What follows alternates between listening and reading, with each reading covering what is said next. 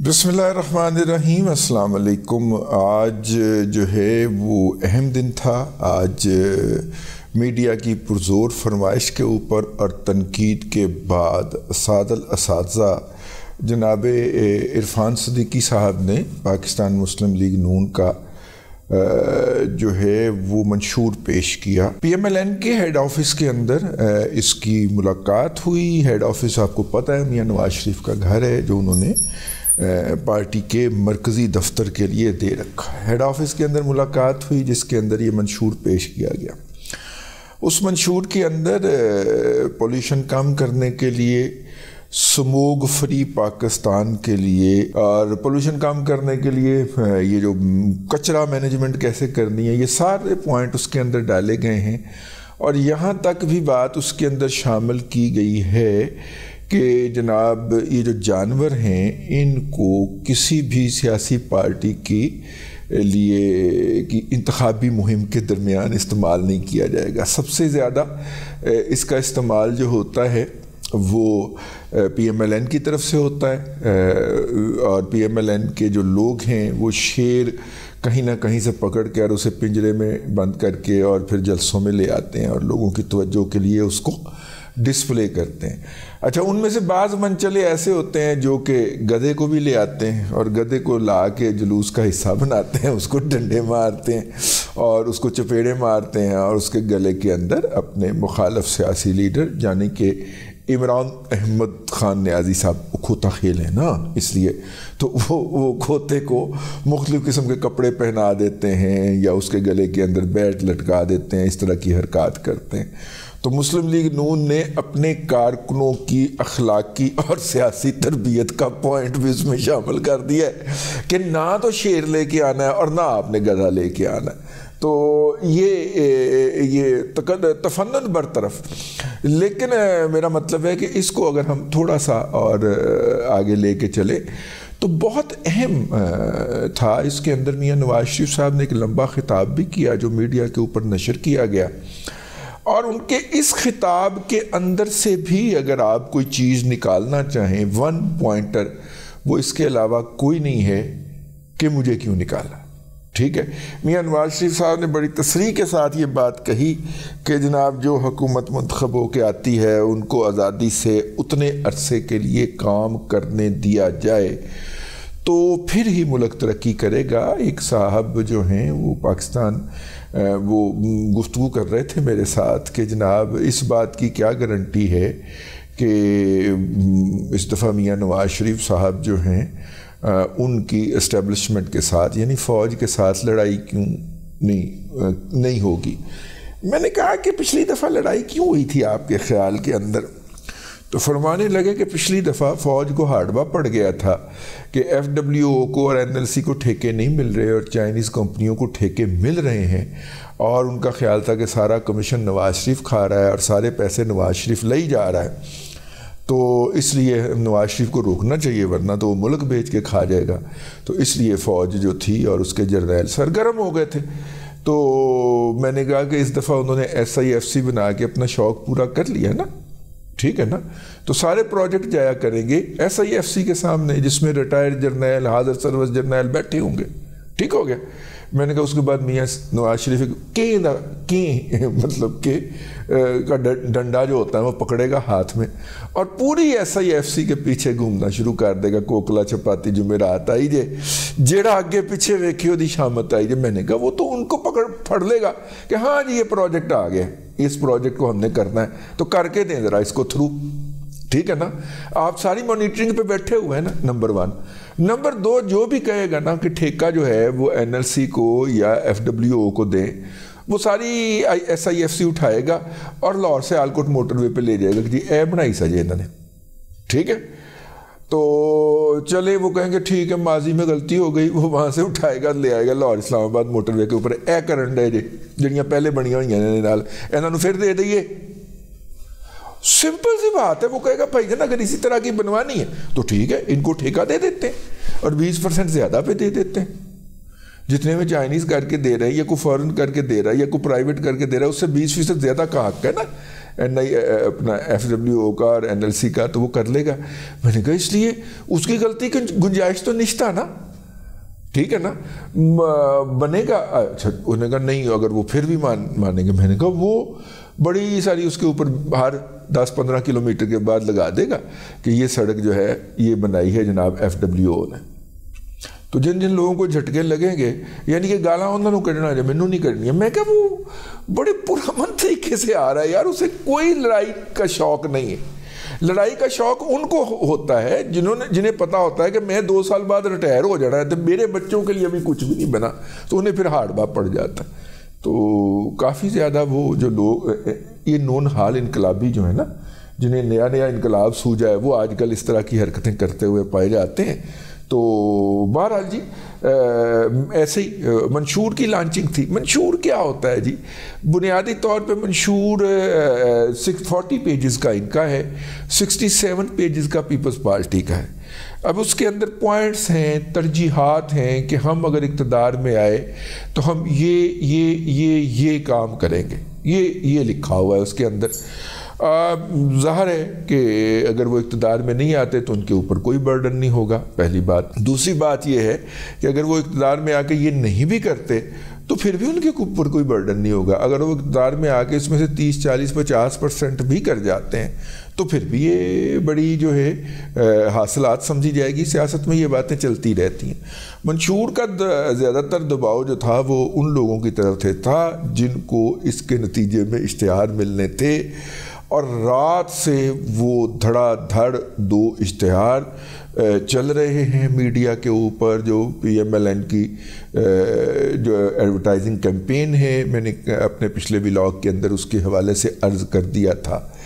دیکھیے اس کے اندر جو سب سے پیاری بات مجھے لگی وہ یہ کہ پورے پاکستان کے اندر ایک قدم اور آگے جانے کا اعلان ہے ایجوکیشن کے حوالے سے, اور وہ یہ ہے کہ سرکاری تعلیمی اداروں کے اندر جو بچے جاتے ہیں پڑھنے کے لیے پرائمری سکول کے, ان کو سکول کے اندر, میرا خیال سکول لکھا ہوا ہے, پرائمری کی ڈسٹنکشن تو نہیں ہے, ہائی سکول بھی اس میں شامل ہوگا, تو ان کو سکول کے اندر کھانے کے لیے کھانا دیا جائے گا دوپہر کا.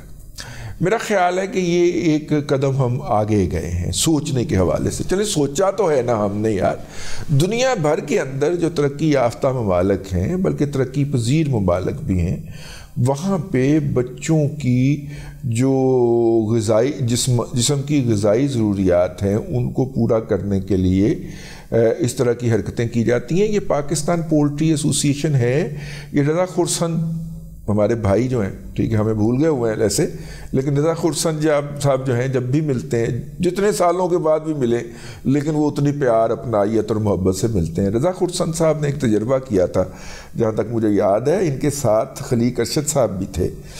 خلیق ارشد صاحب یہ جو پنجاب آٹا والے ہیں نا یہ بھی تھے. ان سب نے مل کے کوئی تجربہ کیا تھا. میرے ہلکا ذہن میں ہے کہ انہوں نے 1 یا 2 سکول چنے تھے جہاں پہ بچوں کو یہ مطلب کہ صبح انڈا, صبح کے وقت جب وہ بچے آئیں گے تو پہلی کلاس یا پہلے آدھے پونے گھنٹے کے بعد 1 انڈا بچوں کو 1 انڈا کھلایا جائے گا, اور اس کے بعد دوپہر کو ان کو جو اپنا چکن ہوگا اس کا کوئی 1 پیس جو ہے وہ فرائیڈ شکل کے بعد یا روسٹڈ شکل کے بعد یا سٹیمڈ ہے وہ دیا جائے گا. تو پھر انہوں نے اس کی ایک سٹڈی کی تھی, اگرچہ وہ پائلٹ تھا پروجیکٹ اور وہ ایک سٹڈی تھی, اس کے نتیجے کے اندر بتایا گیا کہ جو بچے جو تھے, ایک تو بچوں کی حاضری 100/100 ہو گئی سکول کے اندر, ان سکولوں کی اندر جہاں پہ یہ چیز ملتی تھی. ایک تو بچے سکول آنا شروع ہو گئے, نمبر 1. ایک تو ان کا لالچ پیدا ہو گیا, ایک بچوں کے والدین کا لالچ ہو گیا کہ بچے کو اچھی خوراک ملے گی, تو انہوں نے ان کو زیادہ شوق سے اسکول بھیجنا شروع کیا یا بچوں نے آنا شروع کیا. دوسرا انہوں نے دیکھا کہ بچوں کی جو اپروچ ٹورڈز ایجوکیشن تھی اس کے اندر بھی بہتری پیدا ہو گئی.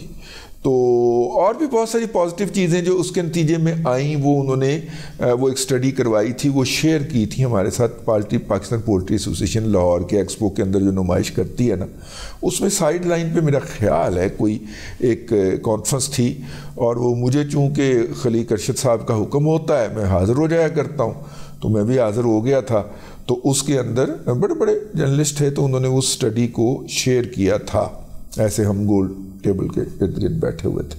تو اس لیے یہ اگر یہ حکومتی لیول پہ سوچا گیا ہے کہ بچوں کو کم از کم دوپہر کا کھانا جو ہے وہ اسکولوں میں دیا جائے، تو ہم سوچنے میں ایک قدم آگے چلے گئے ہیں. عمل جو ہے وہ سوچوں کے بعد شروع ہوتا ہے، تو اب ہم عمل کی طرف سے بڑھ گئے ہیں.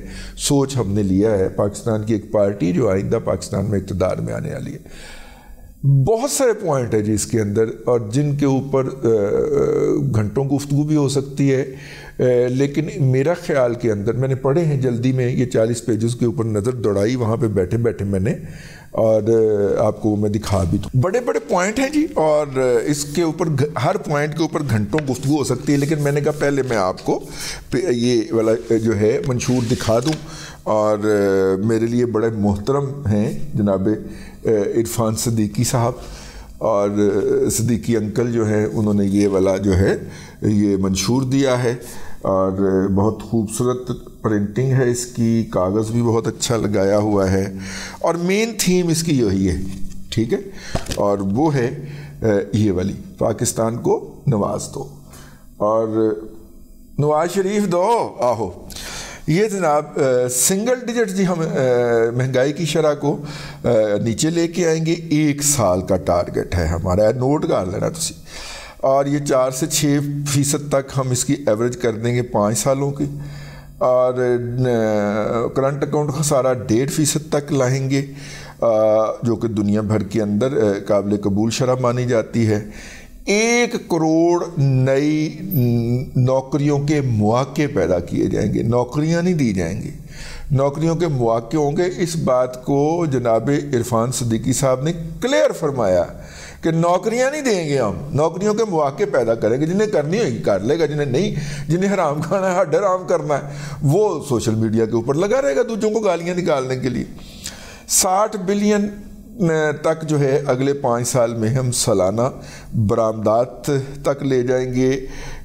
ابھی آپ ذہن میں رکھیے گا کہ ابھی انہوں نے کہا ہے کہ اگلے IMF نے شاید کہا ہے کہ پاکستان کی جو برآمدات ہے وہ اگلے 5 سال میں $40 ارب کا ہدف کراس نہیں کر پڑیں گی. انہوں نے $60 ارب کی بات کی ہے. غربت کی شرح جو ہے وہ 25% سے کم کریں گے. ویسے یہ 25% سے کم تھی نواز شریف صاحب کے پچھلے دور کے اندر، لیکن جناب عمران احمد خان نیازی صاحب کے آنے کے بعد اس کے اندر ہوش ربا اضافہ ہوا ہے، کیونکہ ہم نے سب کو کٹے بچوں کے اوپر اور لنگر خانوں کے اوپر لگا دیا تھا، تو 42% تک جا چکی ہے یہ شرح. اور جو باہر سے زر مبادلہ کی آمد ہے اس کو 40 ارب تک لے کے جائیں گے، جو پاکستان سے باہر مین پاور گئی ہوئی ہے اس کی طرف سے. GDP گروتھ ریٹ 3 سال کے اندر 6% تک لے جائیں گے، یہ تو بڑے آرام سے چلی جائے گی. 18% انویسٹمنٹ ٹو GDP ریشو کریں گے، یعنی کہ ٹیکس دینے والوں کا ٹارگٹ بڑھائیں گے. $2000 فی کس آمدنی تک لے جائیں گے اگلے 5 سال میں. 17% سیونگ ٹو GDP ریشو کریں گے، اور 3.5% فسکل ڈیفیسٹ اور پبلک ویجز جو ہیں وہ افراط زر کو میچ کرنے کے حوالے سے فگر انہوں نے کوئی نہیں دیا. یہ میرا خیال ہے. آگے پھر ہر شعبے کے حوالے سے انہوں نے مختلف باتیں کہی ہیں، اور بڑا الگ الگ پوائنٹ ہے. ہر کاغذ کو آپ الگ سے دیکھ سکتے ہیں، اس کو بائنڈنگ نہیں کروائی گئی، ٹھیک ہے نا، اس کو بائنڈنگ نہیں کروائی گئی. تو یہ ہے جی صورتحال. اللہ آپ کا بھلا کرے. اس میں افورڈیبل اور سسٹینیبل انرجی بھی ہے، اور یہ پوائنٹ اکٹھے کرنے میں لگتا ہے کہ کافی عرصہ لگ گیا ہے، لیکن بہرحال PMLN نے اپنا جو ہے منشور جاری کر دیا ہے. میں نے کہا میں آپ کی خدمت میں پیش کر دوں. اور بھی پیپلز پارٹی کا بھی سنا ہے، 67 صفحات کا ہے. ہمارے ہتھے چڑھتا ہے تو ہم اس کا بھی انالیسس کرتے ہیں. اچھی بات ہے.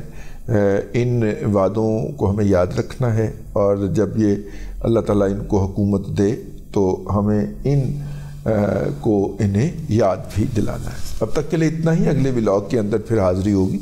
اللہ تبارک و تعالیٰ آپ کو آسانیاں عطا کرے اور آسانیاں خلق خدا میں تقسیم کرنے کی توفیق عطا کرے۔